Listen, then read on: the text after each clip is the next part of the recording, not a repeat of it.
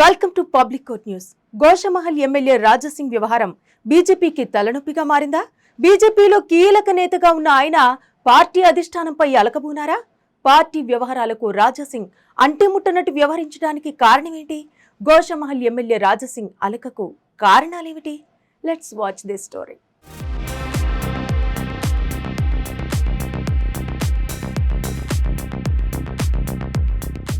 రాజాసింగ్ వరుసగా 3 సార్లు గోషమహల్లో బీజేపీ జెండా ఎగురవేసిన నేత. హైదరాబాద్ లో బీజేపీకి అంతో ఇంతో పట్టు ఉందంటే దానికి కారణం రాజాసింగ్ అనడంలో ఎలాంటి సందేహమే లేదు. తెలంగాణ అసెంబ్లీ ఎన్నికల్లో రాజాసింగ్ సహా 8 మంది బీజేపీ నుంచి గెలిచారు. అయితే హైదరాబాద్ నడిబొడ్డున గెలిచిన ఒకే ఒక్కడు రాజాసింగ్ మాత్రమే. అలాంటి రాజాసింగ్ ఇప్పుడు బీజేపీ అధిష్టానంపై అలకబూనారు.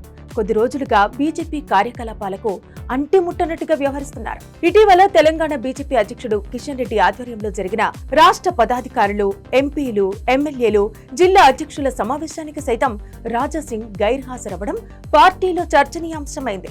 కేంద్రంలో వరుసగా 3వ సారి అధికారంలోకి రావడమే లక్ష్యంగా బీజేపీ పావులు కదుపుతోంది. మిషన్ 400 కోసం వ్యూహ రచనలో తలమునకలైంది. గెలుపు గుర్రాలను బరిలో దించడంపై ఫోకస్ పెట్టింది. ఇటు తెలంగాణలోనూ కనీసం 10 స్థానాల్లో గెలుపు కోసం ప్రణాళికలను సిద్ధం చేసింది. తెలంగాణలో సత్తా చాటే వ్యూహాలపై దృష్టి సారించింది.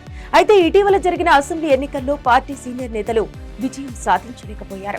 అసెంబ్లీ ఎన్నికల్లో పోటీ చేసి ఓడిపోయిన ఈటెల రాజేందర్, రఘునందన్ రావు, బండి సంజయ్ తదితర కీలక నేతలకు పార్లమెంట్ ఎన్నికల్లో మళ్లీ బీజేపీ హైకమాండ్ అవకాశం కల్పించింది. తెలంగాణలో పార్టీని బలోపేతం చేయడం పైన కూడా ఫోకస్ ఉంచింది. ఇలాంటి సమయంలో బీజేపీలో కీలక నేతగా ఉన్న రాజాసింగ్ వ్యవహారం పార్టీకి తలనొప్పిగా మారింది. ఇంతకు రాజాసింగ్ అలకకు కారణాలేమిటి? తెలంగాణ అసెంబ్లీ ఎన్నికల్లో రాజాసింగ్ సహా 8 మంది బీజేపీ నుంచి గెలిచారు.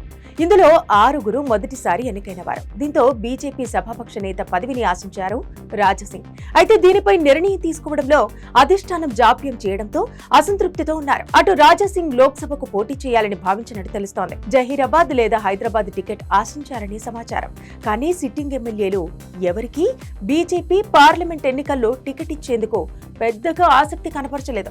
హైదరాబాద్ ఎంపీ టికెట్ ను మాధవిలతకు కేటాయించిన సందర్భంలోనూ రాజాసింగ్ అసమ్మతి గళమినిపించారు. అక్కడ పోటీ చేయడానికి మొగాళ్లే దొరకలేదా అంటూ తన అసంతృప్తిని వ్యక్తం చేశారు. మొత్తం మీద ఎంపీ టికెట్ విషయంలో రాజాసింగ్ అలకబూలినట్టు తెలుస్తోంది. దాంతో బీజేపీ అధిష్టానం రాజాసింగ్ ను ఎలా ఒప్పిస్తుంది, ముందు ఏం జరగబోతుంది అన్నది ఆసక్తికరంగా మారింది.